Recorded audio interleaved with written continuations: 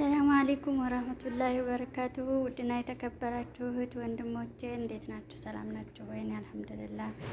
ኑ ቶሎና ኢድ ሙባረክ ብለናል።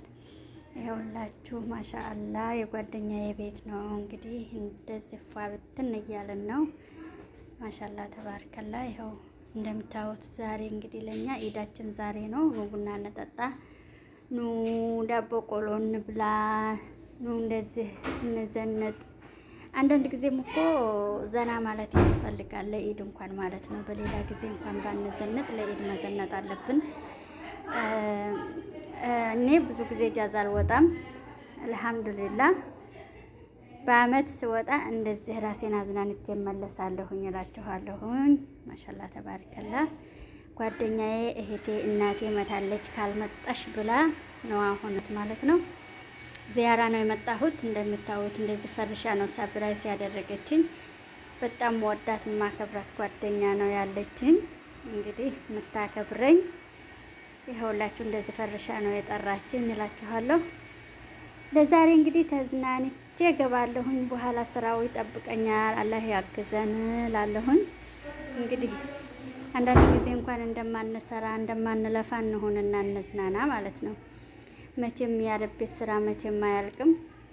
እንግዲህ አንዳንድ ጊዜ እንደዚህ ጭንቅላታችን አዝናንተን መመለስ አለብን እንጂ ሁልጊዜም እንደተጨናነቅን መቅረት የለብንም። አላህ ደግሞ ለሚመጣ አመት እንደዚህ በደስታ በጤና ባፊያ የምንኖር አላህ ያድርገንና እዛ ኢድ የምንደርስና እንደዚሁ ወርደን እንደዚህ የምንዝናና አላህ ያድርገን እላለሁኝ። ስንመለስም ስራውን ያቅልልን፣ መዳሞቹን ያግራልን፣ ከሁሉ ነገር ይጠብቀን ኢንሻአላህ። ከክፉ ነገር ይጠብቀን። ጤና ካለ ሁሉም ነገር አለ። እንደዚህ ይኸው ደስ እንዳለው ሰው የአረብ ቤት እየሰራን ስንመጣ ደስ እንዳለን ነገር እንሆናለን። ሁሉም በየቤቱ በየሆዱ የመዳምን ነገር ተሸክሟል።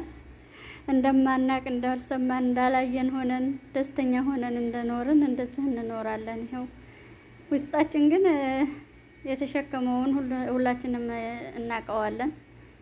ከላይ ግን እስቲ እንደዚህ ዘና እንበል ብለን ነው። እና እጃዛው እንዴት አሳለፋችሁ እናንተ?